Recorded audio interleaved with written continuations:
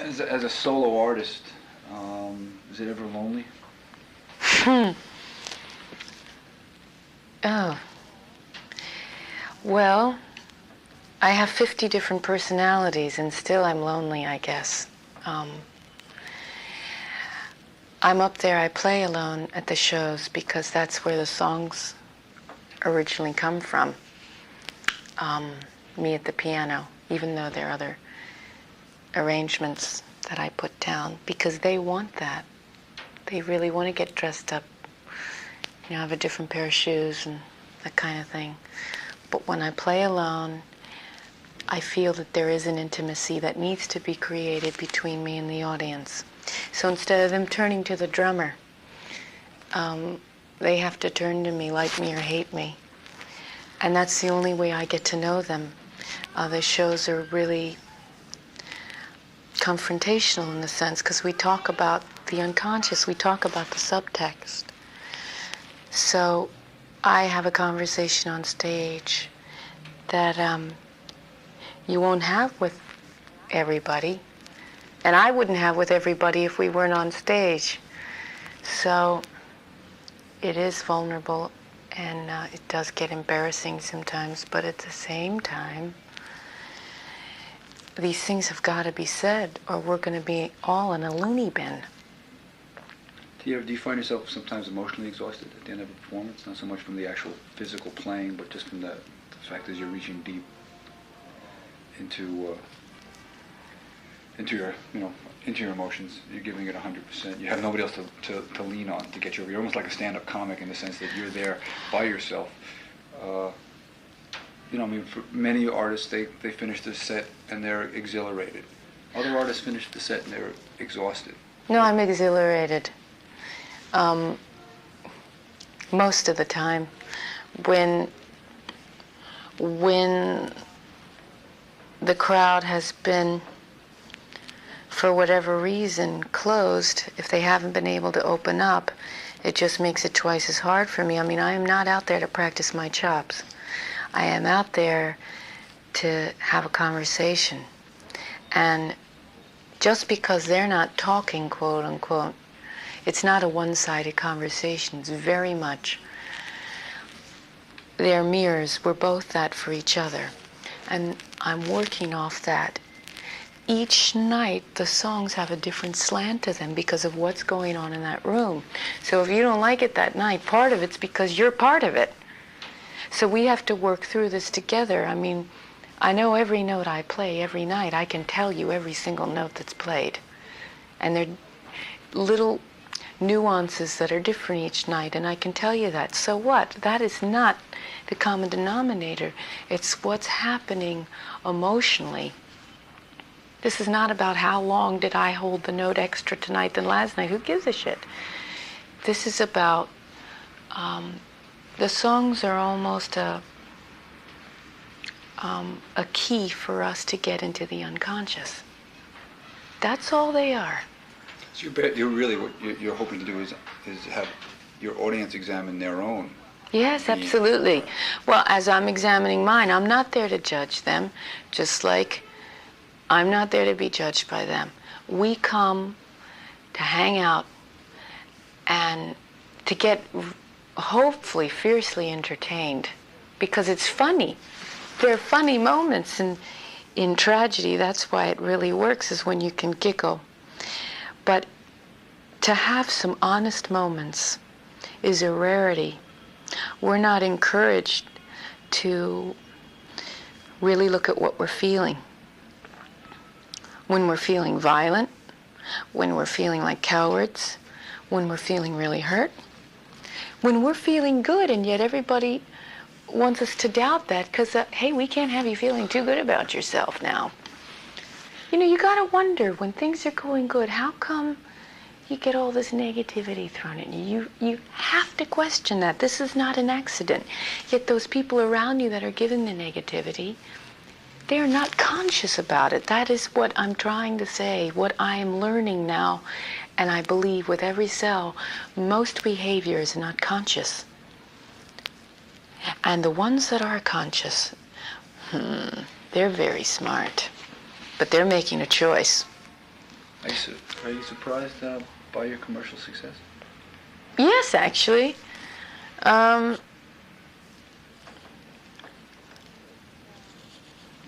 It's, you cannot hold on to it though, you know, because then all that happens is I'll get stifled and can't write anything again. I wrote these songs from a place of not knowing if anybody would hear it. Well, I'm not stupid enough to think that the next thing I do is going to have, the circumstances are different, let's put it this way, and I'd be foolish not to acknowledge that. Everything I do is going to be scrutinized, and people are dying to say I don't have it anymore. Well, you know, there are days I don't have it now, and there are days I didn't have it then. But there are days I do. So I can't write silent all these years anymore because I'm not silent. There are other things, though. You know, we have to keep moving. We have to keep, there are new situations that come up all the time. Just to think that we've mastered it all because we've looked at ourselves for 2 years, whoever you are, just that whole concept of, well, I've got all the answers now, because that is, boy, we've only touched the tip of the iceberg here. There is a vast world inside, not outside. That's a whole nother. That's a Carl Sagan interview, whom I'm a fan of. But there's the inner world, which is a reflection of the outer world. And when you think of all the billions of worlds that are going on out there, we're connected with that. We're not encouraged to think of our connection. Why are we on this planet? Why? Is our life just functional? Is that all it is? Getting up, going to work, having kids, to just populate the planet? I mean, there have to be reasons we do things. Most of us have children because we're trying to find that in ourselves again. So we project it all onto them instead of dealing with our own child. And you know, I've heard, I won't mention names, but I've heard a well-known director laugh and scoff at the idea of the inner child. Well, you know, that is only one part, the child, but it is something that must be dealt with. That's conscious thinking. You also have to deal with the comedian. You also have to deal with the mother within, the father within, the one that feels that I have to be the provider, the one that feels that I failed, the one that feels, you know, all these things I've taken on, the violent one, the coward, the lusting one that is in rebellion to the repressed one, the sexually repressed one, the one that feels she isn't deserving of love, the one that, oh God, it's like the one that is afraid of passion because she feels she won't be respected if she's a passionate woman. Well, how can I be a mother? How can I be respected and be passionate? You see, we're not taught to be whole because why? I'll tell you why. We would be powerful. And they can't have us being powerful. You see, I'm not defining they.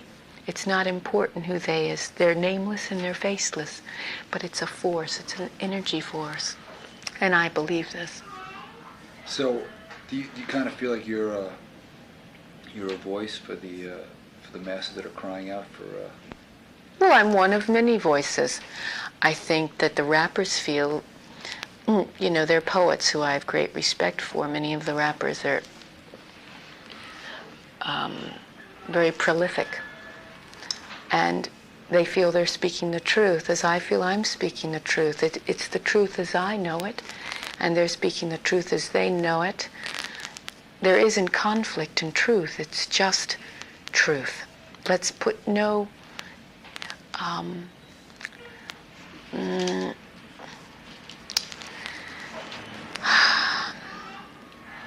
I don't want to. Truth is a very funny thing because if you're lying to yourself but you're not willing to admit it, well, that's your truth in that moment, although it's distorted, because there is divine truth. There is a place that you get to yourself where the masks can be taken off But I can justify anything I want if I want to, can I?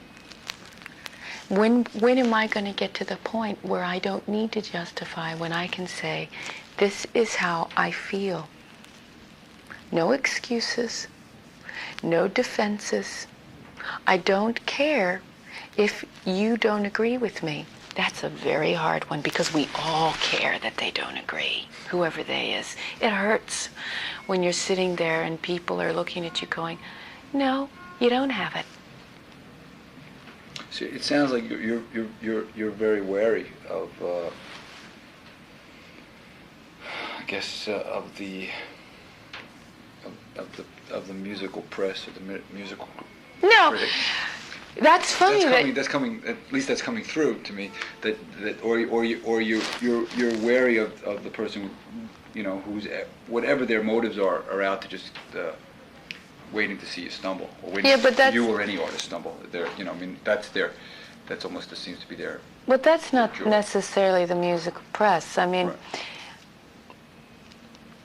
Right. In all honesty, I've had about as much press as the Queen this year. And for good or ill, my relationship with the press is very dead on. They know it too. It's very upfront, and there aren't many misconceptions there. We don't always agree, but sometimes we do quite agree. I mean, the British press broke this record, so we have to give credit where credit is due. And, part of their job is to, if they loved everything, what would they write about it? So I get a bit of a giggle from them, to be totally honest. They giggle me. It comes from many corners.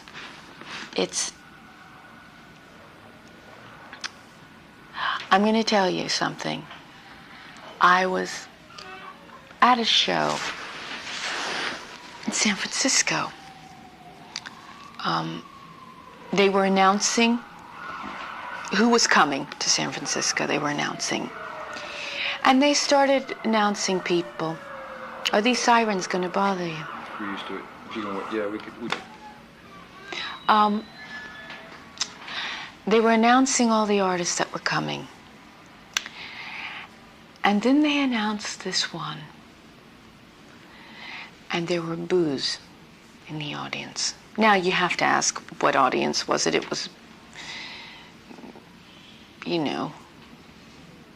But still, you would think that they were kind. And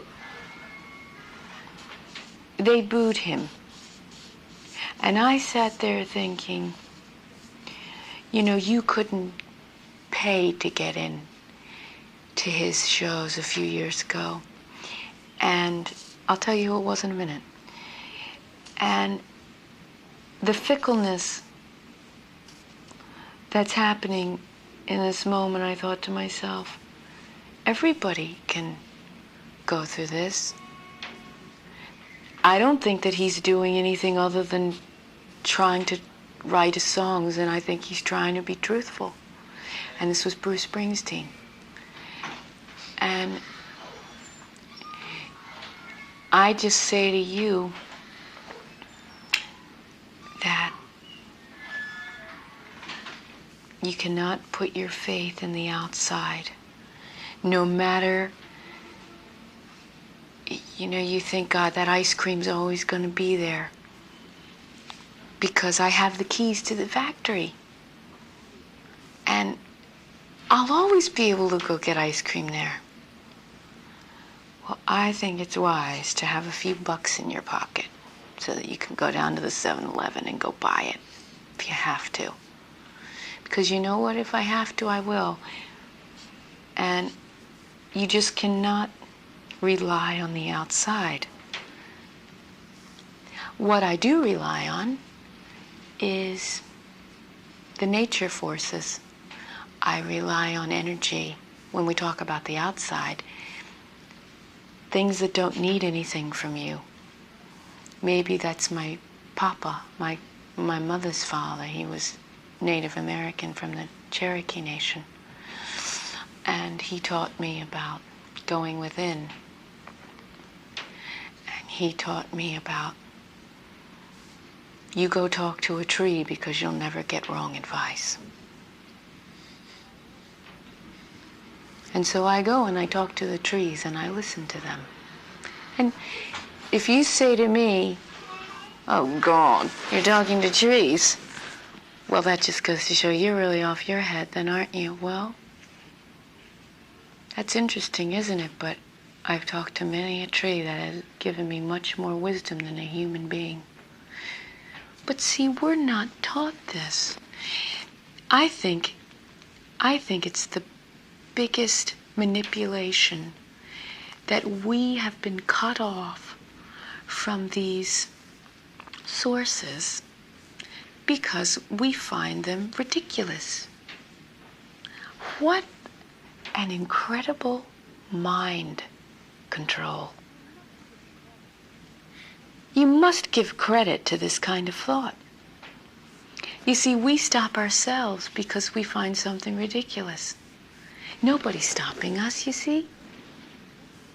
That's what's so perfect. We're doing it ourselves, but that's because we are not, we have to shake ourselves out of our own slumber. Nobody's going to shake us. There, you know, you have your writers and you have your poets and you have your scientists and you have people that try and shake you. But only I can shake me and only you can shake you. You have to go, what is my world about? I don't care where you live. There is an inner world, just like you go to the gym. There is an inner world where you should be doing that life cycle, man, with your thoughts. Can you tell me, I mean, it's hard. I mean, this should be a two-way conversation, but it's not. Yeah, I know. That's another, for some other time. Yeah. But tell me about your influences. Tell me if you remember the first time that you realized this was the course that you wanted to do. It's basically a two-part question. I took an album to my father. It was a Beatles album. And I showed him the pictures. And I said, Daddy, this is what I'm going to do. And he said, Mama, Mama.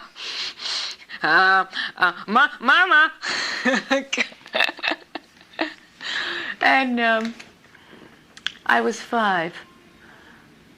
But I knew, I went to a classical conservatory where John Lennon was crap in their opinion. So, where was that? The Peabody Conservatory in Baltimore. I went there myself. Hmm? I went there myself. I read a lot. I read everything I can get my hands on. I read the first page, and if it makes sense, I pick it up. The poets are big influences. Pablo Neruda. You read great thinkers. That's what you do. Alice Walker. You sit, you read. And it makes you question. Questions are fantastic. And you should never have one influence, two influences. Keep your mind open. Keep it diverse. And Led Zeppelin, I guess, is one of the biggest. Jimmy Page. Listen to Jimmy Page for hours because as a piano player, I went to the guitar players. I sensed. Of course, you listen to Elton, you listen to Billy, and you listen to Carole King, and you go, I mean, those were our piano players of the time. And yet, I mean, Ray Charles was a bit before my time. All that was just a bit before. So, at the same pivotal point, I knew I had to go to other instruments because to develop your own style, you cannot just listen to your own instrument. You must. I mean, I'd go listen to drummers for rhythm. I'd go sit. You just keep, and then you apply it to your instrument and you bring something different to it. I go listen to trumpet players to do vocal lines. I mean, you keep your mind. And that's how I have been developing my style is that I listen to everything. I don't close my mind. I find it interesting when whatever kind of music it is, when they are like, oh man, I'm only listening to this because this is the kind of music I do, then I say, foolishness. God, this is so foolish. You're cutting out your own tongue. You're just, it's almost as if you're choosing not to look at other maps on how to get up the mountain. My God, I want to know.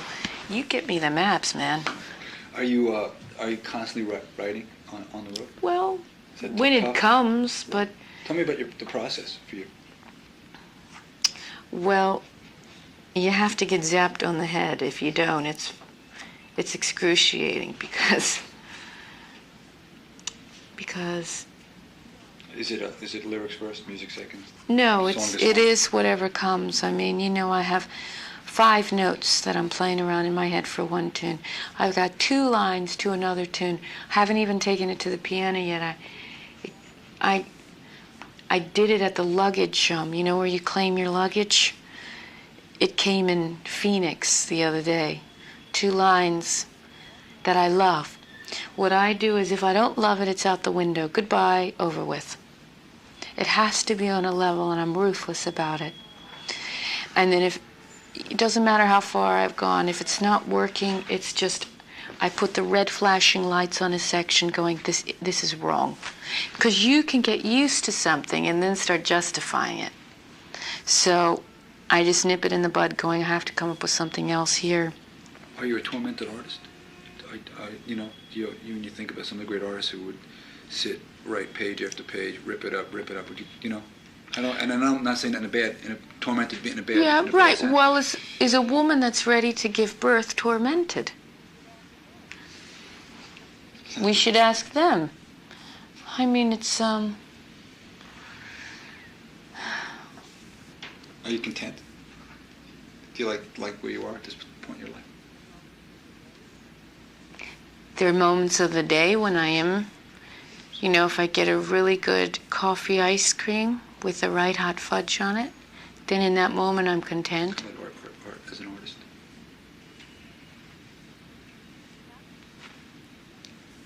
I'm excited, is what I am.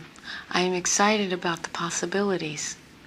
I'm excited that there's a lot to explore out there. And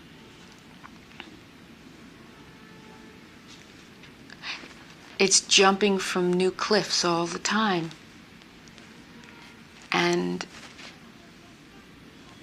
to think that there isn't a lot to explore out there that's propaganda to keep us confined. I think we as the musicians, the painters, the writers, and I'm trying to really, put a little bug under your butt out there if you're listening. We're the voices, we're the underneath, it's the surging that makes people question the functional side of their life. Do you know how hard it is for musicians to get through immigration now? Do you know how hard it is for painters? It's much easier for anybody else, but for the artists, it's very hard for us. Now, why do you think? There's a reason for this. There's a reason for everything. There always is. Everything can be somehow, explained. And I believe that if the artists are separated from each other, if we can't give inspiration to each other, then we just keep chasing our tails. We have a responsibility that we've forgotten, you see, which is we're supposed to be the mirrors of what's going on around us. It's not just our little life. It's all that's happening around. We're just like pitchers where the water comes in and out. And this is our role. It's no better than the person that's, got a different job. It's just a different job. But we're supposed to be the voice of the conscience. And we have forgotten to listen to our own conscience because we don't trust it.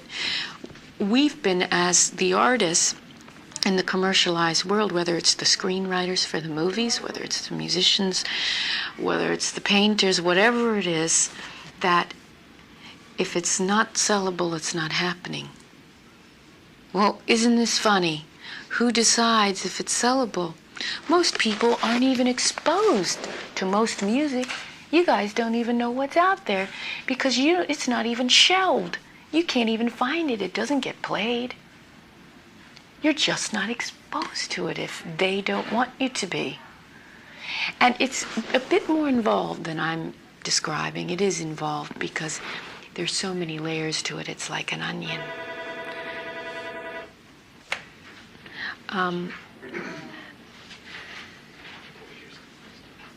Onion layers. Onion layers. Once you start peeling away, hey, you guys. Once you start peeling away all these excuses we've made on why we can't write what we want to write, then maybe we can really be taking our responsibility seriously, because I feel we have a responsibility. I feel everyone does. They're different. But I just want to concentrate on what is the musician's responsibility, because I believe we have one. And when I say that we're being separated, it's harder than it's ever been for us to go across borders. You know, this keeps us from sharing thought with each other, from inspiring each other, because we could be a formidable force, an exciting force, which is to encourage everyone to look at themselves. It's not to encourage you to think like me. I don't want you to think like me. I want you to think like you, and that will inspire me. It's reciprocal. No gurus. No. This is not what this is about. It's time for everybody to claim their own. Hang on. The word is coming. It's flying down, swooping down. Inheritance. Inheritance of soul. Inheritance of. We all have something that is unique. And so that's what I see from the musician's responsibility. One last question. Do you see, on the next record, do you see a change in production? Do you see a change? How do you envision that? Have you thought about the next record? Not much. Are you getting heat about the next record?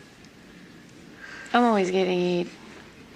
You know, in a fun way, because I'm looking at today, and business people look at tomorrow.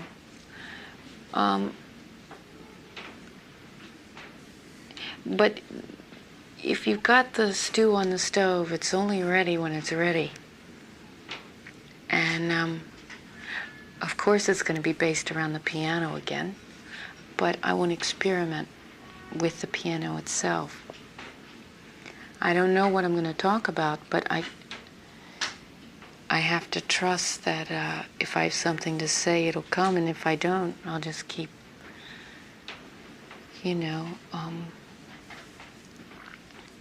observing until I do have something to say, and if I don't, then I need to move over. Not that I don't move over now. There's room, and I really believe that this competitive thing is completely out of whack. But then it's time for me to stop putting music out there if I don't have anything to say, and maybe I want to do something else. I don't know. What was your fantasies as a kid? Well, you said you knew at the age of 5 this is what you wanted to be, but you must have had other things you thought about.